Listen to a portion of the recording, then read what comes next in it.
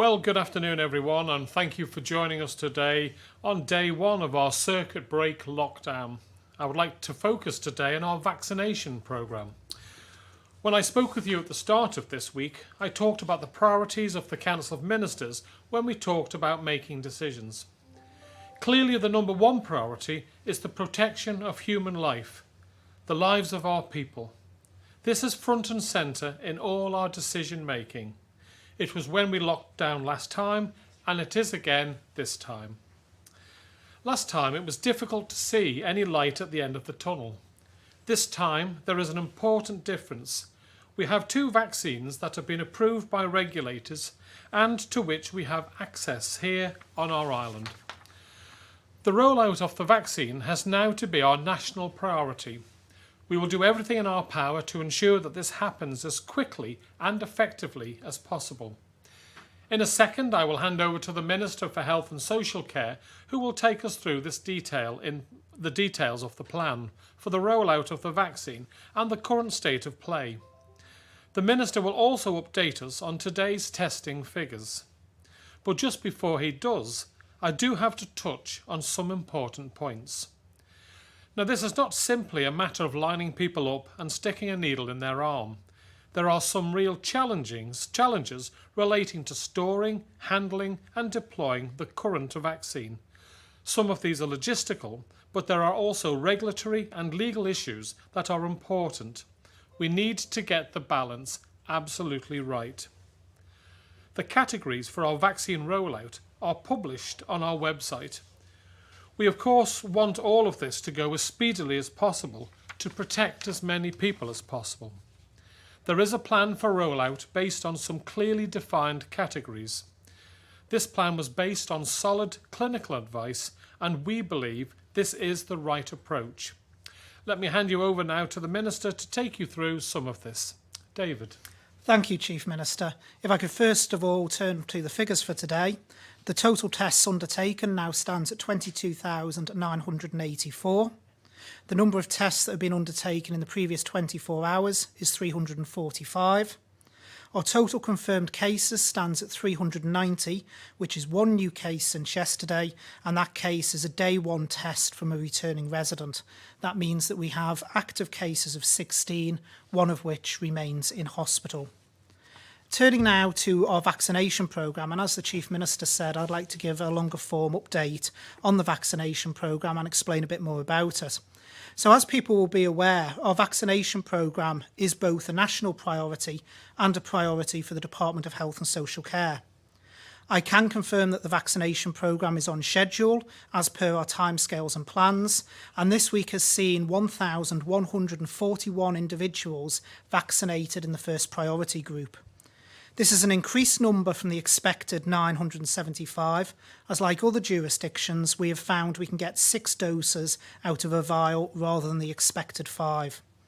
We will be continuing over the next week vaccinating 1,141 per week over 3 days.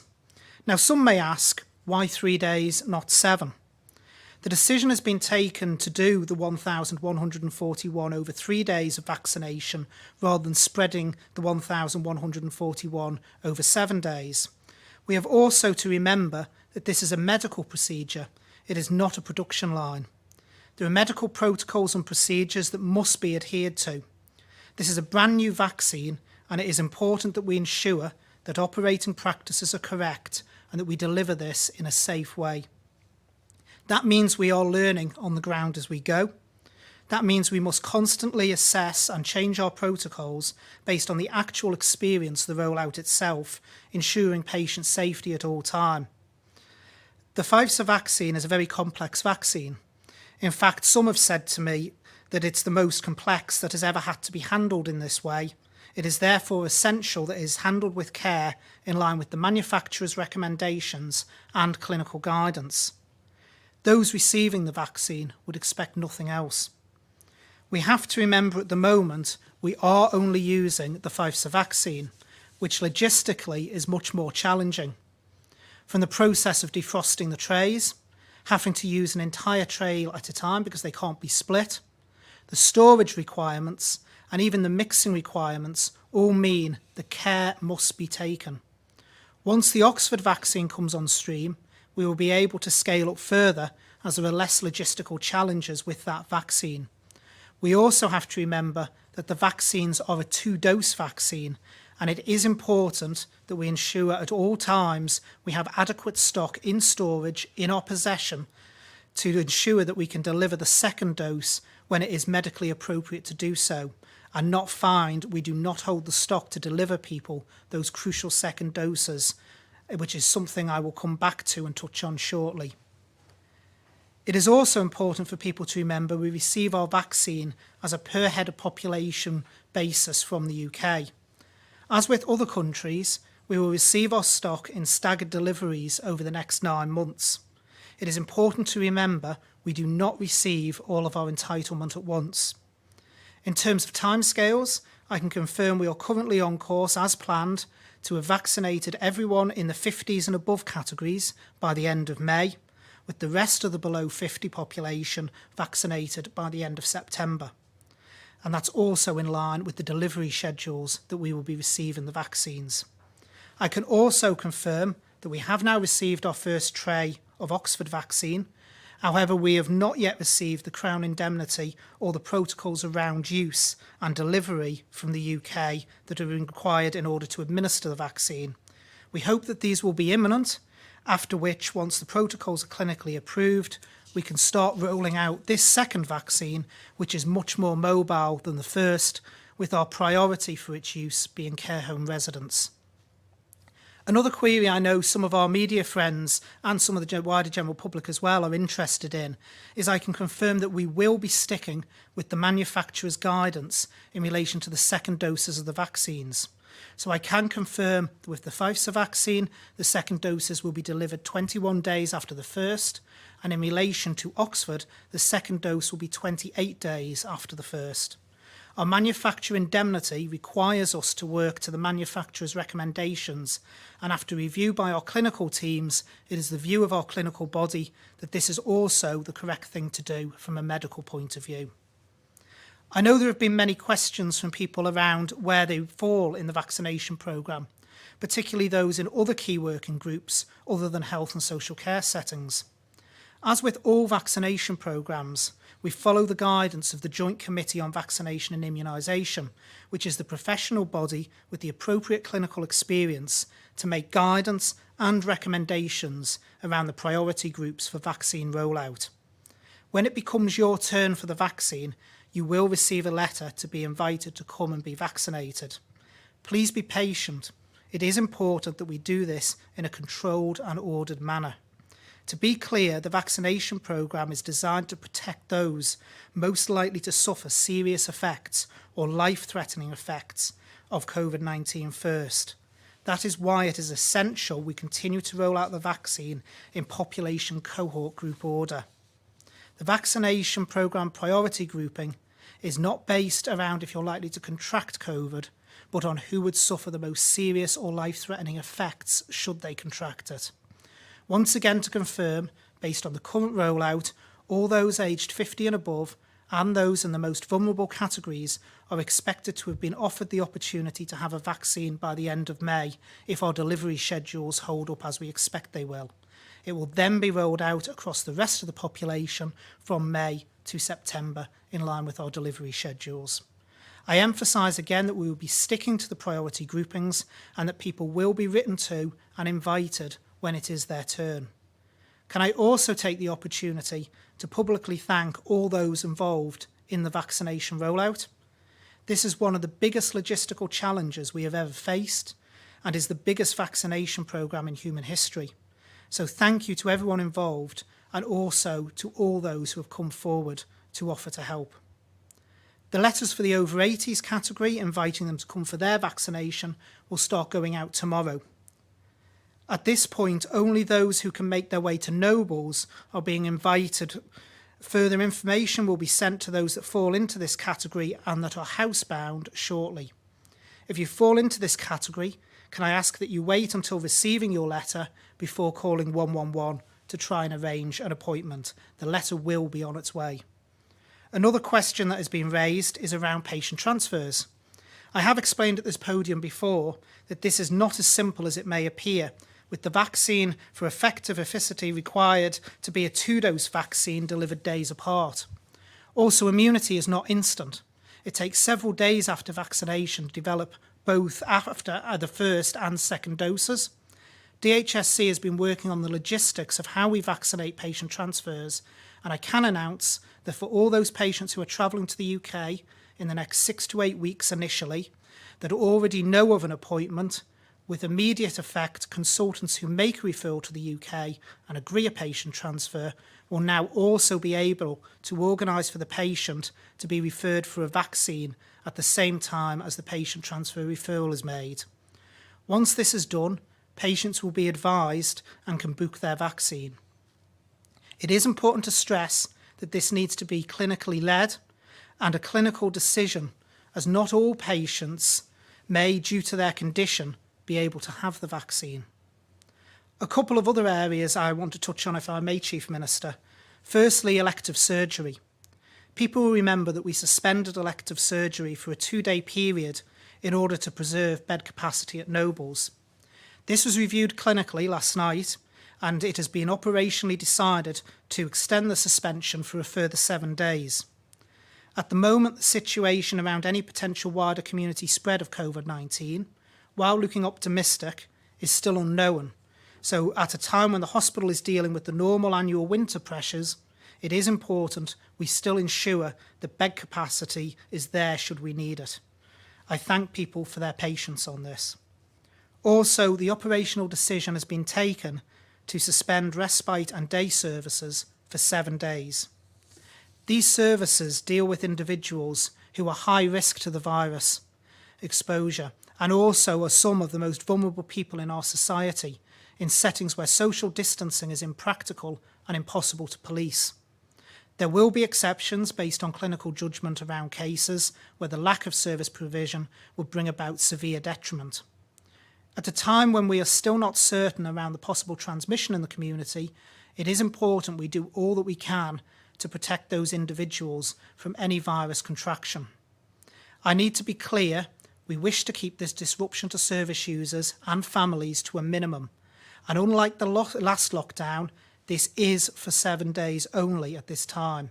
And if the situation remains the same around community cases, then we will look to reopen services in 7 days. Thank you, Chief Minister. And thank you very much, David. And it's great to hear the progress so far and that we are ready for the next steps. And thank you to everyone working so hard on the vaccination programme. As you heard from the Minister, there has been a large number of tests, and I would like to pass on my thanks to the swabbing team and colleagues in the lab who have made this possible. It is encouraging to see that apart from a single day one test, which, given the infection rate in the UK, is to be expected, we have seen no additional positives at this stage. I do want to mention that we had some feedback that people would like us to present the test results in a way that more clearly separates results of the recent clusters from the more day-to-day, everyday testing. We agree and we are working on that now. While the results are good news, I do need to underline the fact that this is only the start of a period of uncertainty while we continue contact tracing and undertaking more testing to see the extent of any community spread. There is some way to go yet before we have a complete picture. At this point, I would like to hand over to our Director of Public Health for an update on this. Dr. Ewart. Thank you, Chief Minister. Yes, as the Chief Minister and Minister Ashford said, we have been doing extensive testing with large numbers of tests over the last few days in response to the cluster, and it's extremely reassuring at this point to be able to say that the only positive in the last 24 hours was a day one travel. However, that really doesn't mean to say we can relax yet, because we are not through the incubation periods for either cluster so far. So the message there is to everybody who was identified as a low-risk contact, please keep on self-monitoring, please go on looking out for symptoms, and if you notice any, Even if you think maybe they're not worth reporting, please do report them. Please do contact COVID 111 and discuss them with the team there, because they will be able to advise you whether a test is appropriate. And we're really taking the approach that if you have been in any of those venues, any symptoms makes it worthwhile testing. The risk we have here is that we still haven't closed off all the potential transmission chains from these clusters. And that means there is a risk that it is getting further out into the community under the radar. So I would like to say to everybody on Ireland, even those who were nowhere near any of those venues and certainly haven't been identified as a high-risk contact, still please keep vigilant for the onset of any symptoms that could be COVID-related. And if you notice anything, please contact 111, because it's always possible that you could have been infected by someone who themselves remained completely asymptomatic, and so we wouldn't be able to pick you up through the case finding and contact tracing done through the cluster investigations. So that's just to remind everybody to stay vigilant and report symptoms if they notice them. Thank you. Thank you very much, Henrietta.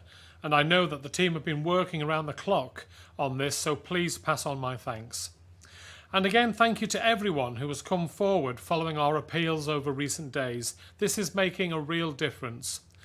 On the subject of making a difference, I would like to say something about our food retailers.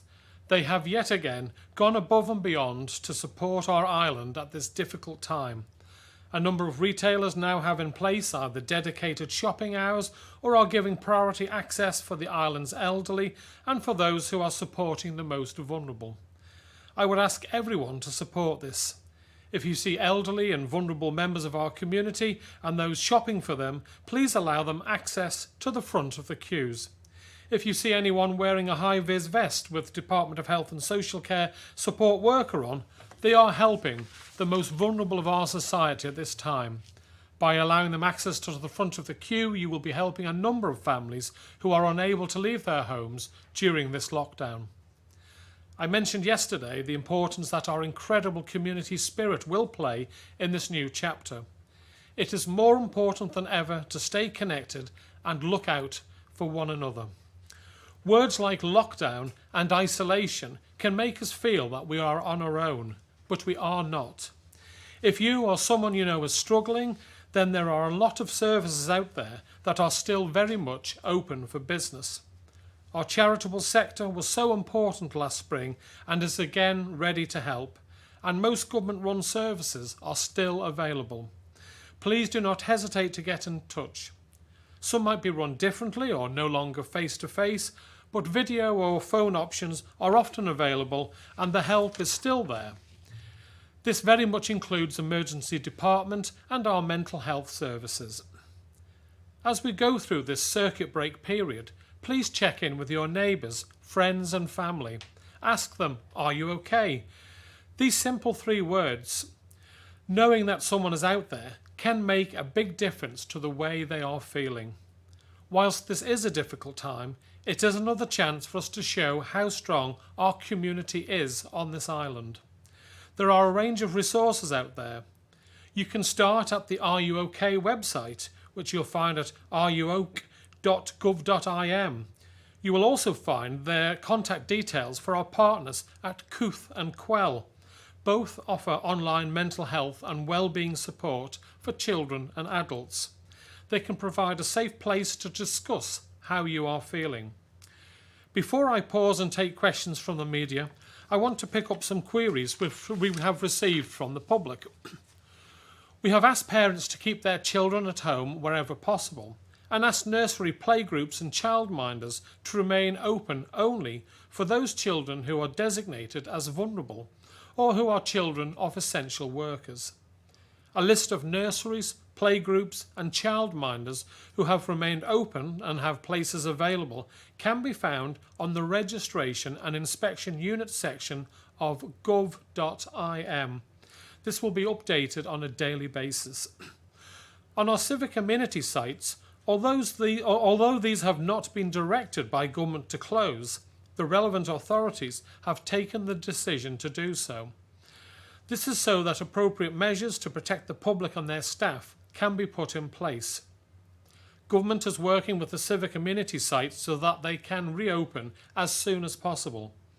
The eastern and western civic amenity sites will reopen on the 15th of January. The northern civic amenity site is looking to open on the 20th of January, reintroducing its booking system.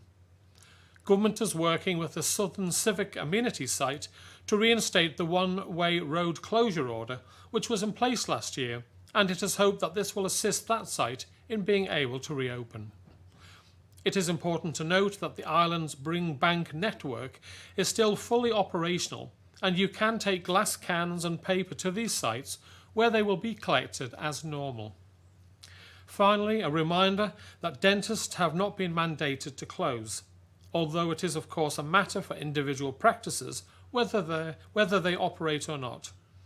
If you have an appointment over the next 3 weeks, please check with your dentist.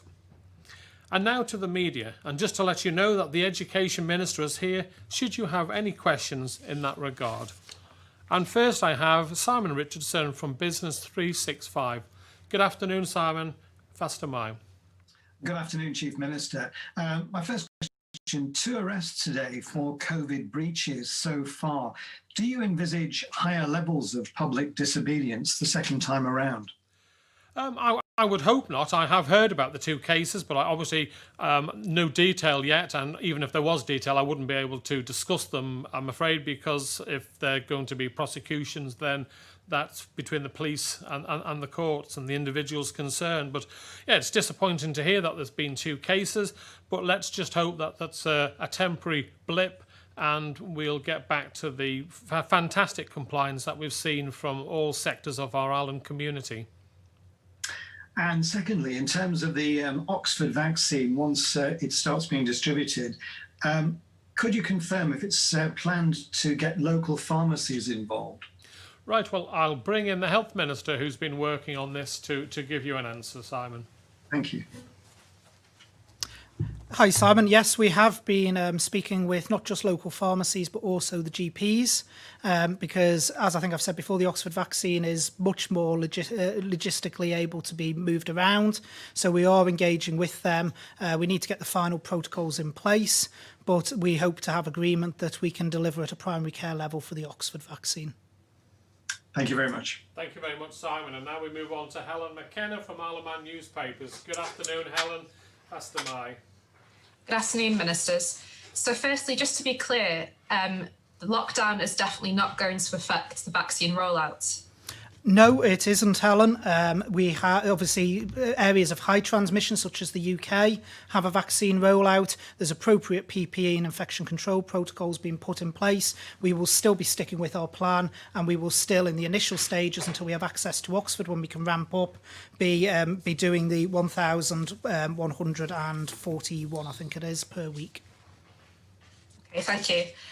Secondly, how is the Isle of Man Airport's vaccination program plans for the hub going? If I may, Chief Yes, Minister, David, go on. in terms of that is again on track. As we've said, we'll be using the hub for the later age groups, for when people can travel. That is online. That is all ready to go online when those age groups become available in February. Okay, thank you. Thanks very much, Helen. Now we move on to Alex Bell from BBC Isle of Man. Good afternoon, Alex. Faster my. Good afternoon. I'd like to ask a question of the Health Minister, please. Given the hope we had on Monday with the vaccine programme beginning, followed by the lockdown shock, it's been a mixed week. And I think yesterday people were fairly flabbergasted to hear that the vaccination programme has been effectively suspended till next week after just 3 days. Can you just run us through those logistical restraints that you listed? How do they affect the ability to give a vaccine for the other 4 days of the week? Yeah, the first thing to say, Alex, is that it was always the plan that at this stage it would roll out. Well, the first logistical challenge is when you defrost a tray, you've got to use it as a whole with FIFSA. So that means that if we go over the 975, or as it is now, I think it's about 1,141 you can get out of a tray, then basically you've got to use the whole of that second tray. So you've got to get people booked in, you've got to make sure they attend the appointment, because you do have people who don't attend. You also, though, have to review the clinical protocols. It's all very well having a large document saying this is how you handle the vaccine, but you've got to remember you're doing this in practice on the ground. So this is the first time this particular vaccine, and each vaccine is unique, has been handled. So we do have to pause after each time, review our processes, make sure they are patient safe and appropriate, and that's exactly what we're doing. So the plan was always that with the Pfizer vaccine and the logistics around that we would start off doing the 1 tray a week, and then from there, when the Oxford one became available, we would be able to build up onto a higher rollout. Is this not just a case of the Isle of Man not getting enough trays to meet demand?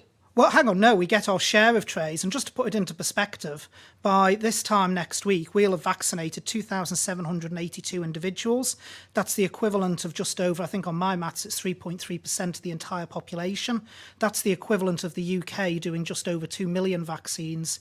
At the moment, I think there was a press report yesterday says they've delivered 1.3.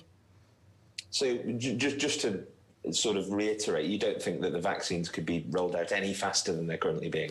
No, because we cannot compromise patient safety and we cannot compromise clinical processes. As I said in the initial remarks, we've got to remember this isn't a production line, it's a medical process, and it must be done in a safe fashion with the clinicians happy that it is being done in that way. And we will be led by the medicine and the clinicians on this. We will not be led by just sheer rush of getting it out. It is a national priority to get the vaccine rolled out, but that does have to be done in a clinically safe way. Thank you. Right. Thank you very much, Alex. We now move on to Sam Turton from Jeff the Mongoose. Good afternoon, Sam. Fast am I. Good afternoon, fast am I.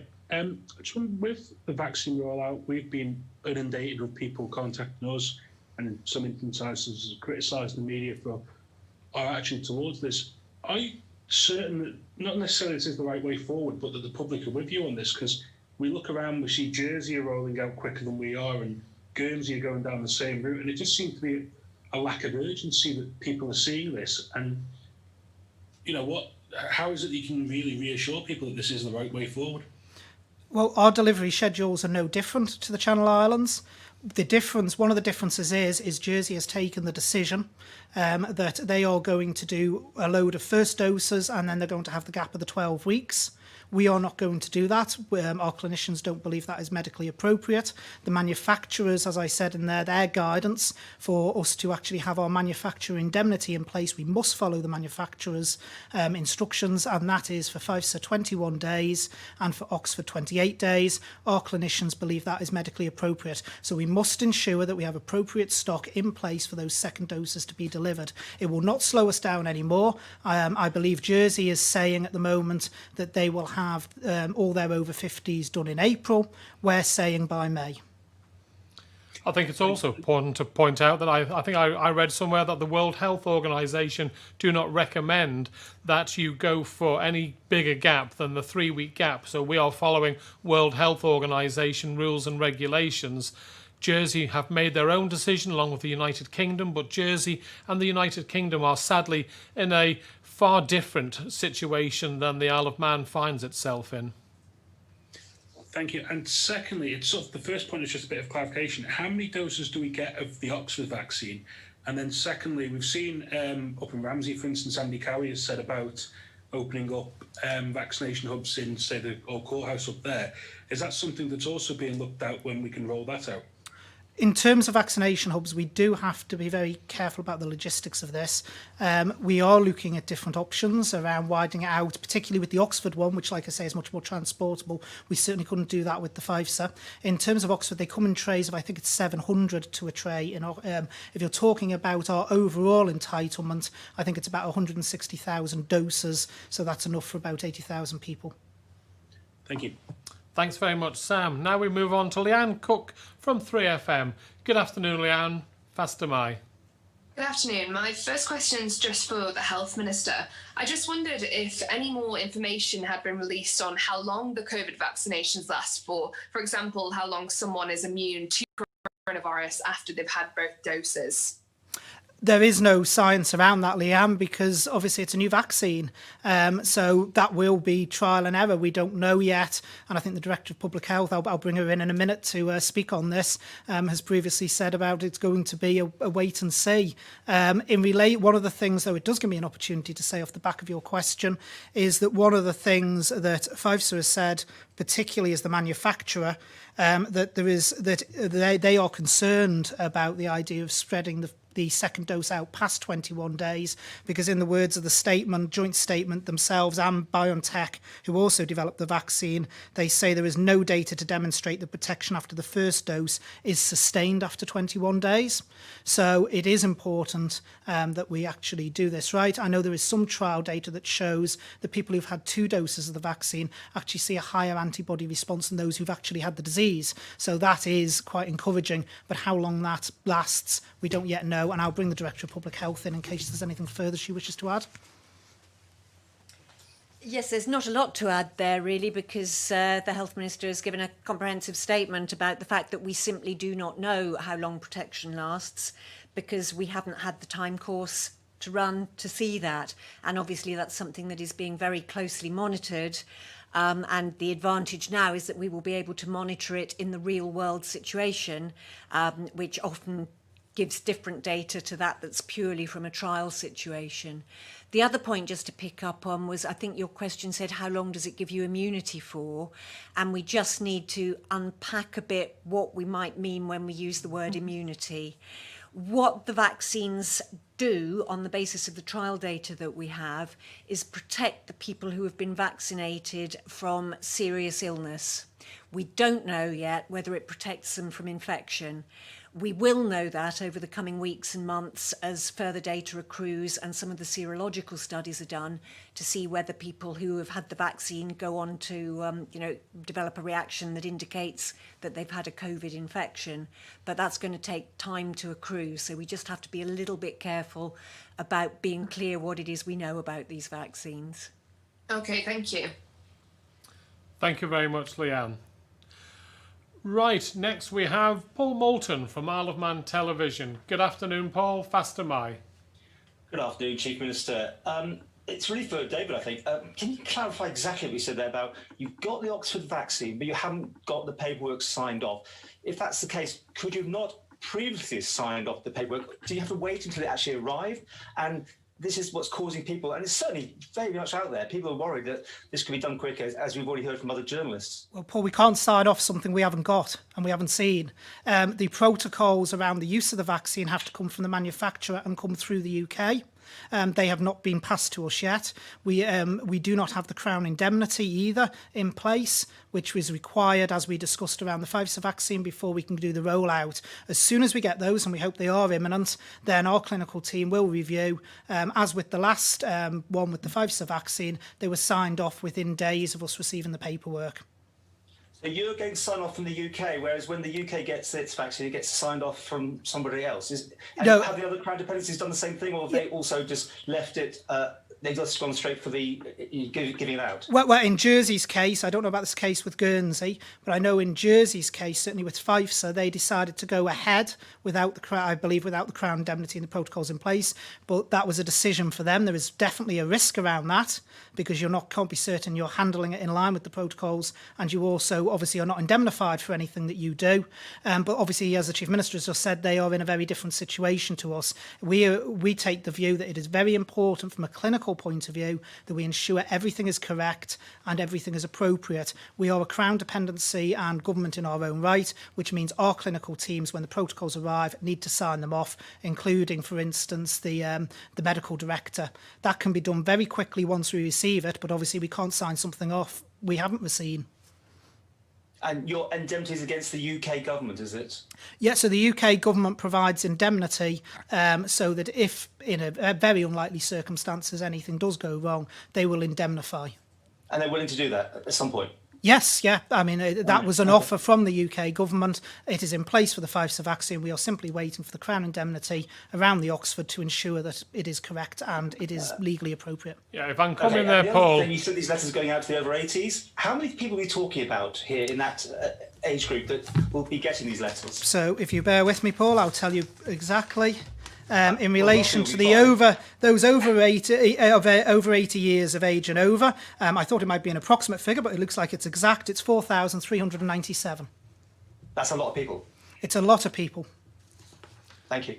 Yeah, but we will get it done very quickly. It's also worth pointing out, Paul, regarding the indemnification, that if it's proven that you haven't followed the rules and regulations, should you have a problem in the future, then you will then be open to not receiving, having the indemnification. It's just like any insurance policy. If you've done something that you shouldn't have done as part of rolling out this vaccination process, it's okay rushing in to be seen to be ahead for a few days, but if halfway through the process you find out you've done something wrong, the vaccine might have to be redone in some cases, which I'm sure will happen in other places. B, you may no longer be indemnified if something goes wrong. So I do believe it's really important we get this right, and in a very short period of time we will have probably overtaken per capita the United Kingdom anyway. So I'm confident that we have got this right. Thanks very much, Paul. We will now move on to Tim Glover from Manx Radio. Good afternoon, Tim. Faster Mai. Faster Mai, you've obviously asked the Manx public to lock down again, and like other media organisations, it's all about the speed of the vaccine rollout. I'm not going to go over old ground, but they're saying it's got the urgency of civic amenity sites and getting set up to reopen, in their view. Would it be worth being really transparent, as we are with test results, etc., about vaccines, having a table that's released daily of the number of vaccines given, number of vaccines on island, a timetable and changes to it, to bring the public on board? Absolutely, Tim. We've already said we're going to do that. I don't know, David, if you want to... Yeah, we've already committed to publicly do that, and we will also be putting out information in the coming days around the delivery schedule for the vaccines as well. OK, how long will that take, sorry? It will be in the next couple of days. And just on the current cases that we've got, have any people presented differently to the previous time we had cases? Sicker later seems to be a theme. Can we bring the Director of Public Health in on that, Chief Minister? Henrietta. Thank you. Yes, it's very difficult to make a valid comparison because small numbers always allow for variation just by chance. And also we have a difference here in that we are clearer about timelines. When individuals were returning travellers, we know exactly what their movements were, and the fact that they would not have been exposed here, they've imported the case. When we had widespread transmission on island, it was very difficult to be clear about the timelines for people. So we really can't say anything meaningful about whether things look as if they're different now than they were before. And I imagine part of that question is actually tied up with, are we seeing any differences in behaviour with the new variant? On that one, I can say at the moment, as we know, we haven't had any of our genomic sequencing confirmed. It'll be interesting to review when we do. And within public health circles and infectious disease circles, there are anecdotal suggestions that maybe it presents differently. Actually, in that case, it looks as if the symptoms start sooner rather than later, which is a bit different from what we think we've seen here in the last two clusters. But at this stage, that is just anecdote. It needs sufficient numbers and sufficient analysis to see whether that's real or just a feeling that turns out to be not substantiated. OK, thank you. Can I just get a clarification? I think the Health Minister said 1,141 vaccinations given, but the comms government's saying 1,041. Right, we'll get the Health Minister back to come and give the clarification, Tim. Thank you. Yeah, I gave the exact figure in my speech, and the figure I've got in my speech, which was given to me by the department, was 1,141. Yeah. Should there be any difference to that, Tim? Obviously, if we put a press release out with 1,041, then we will clarify that. But at the moment, it's 1,141. Thanks very much, Tim. We now move on to Josh Stokes, last but not least, at ITV Granada. Good afternoon, Josh. Faster Mai. Good afternoon, Chief Minister. My first question for the Health Minister, please. Like other representatives of the media, I've had many queries regarding the vaccination programme. So first of all, do you plan to change the weekly or monthly targets for vaccinations, given you've already exceeded your original target of 975 per week, and the Oxford vaccine is hopefully fast approaching? And do you have an initial idea of what you'd like those projections to be? Yep, so we will be scaling up, as I said, with the Oxford vaccine. So the plan with the Oxford vaccine initially is it will be on top of the 5-to-1, there'll be in a tray of Oxford as well. So that'll be 700 above where we are now. And then we'll go from there, basically. In terms of the 5-to-1, the reason we've been able to exceed our target is that the stated protocols originally said that you would get 5 doses out of a vial. We've actually managed to get 6. Which is what has actually allowed us to deliver more. Okay, and in terms of the Oxford vaccine, is there any sort of timeline as to when you hope to receive that vaccine on the island? Well, we've got the vaccine, we've got the very first tray. As I stated in my speech, we're waiting on the protocols and the Crown indemnity from the UK.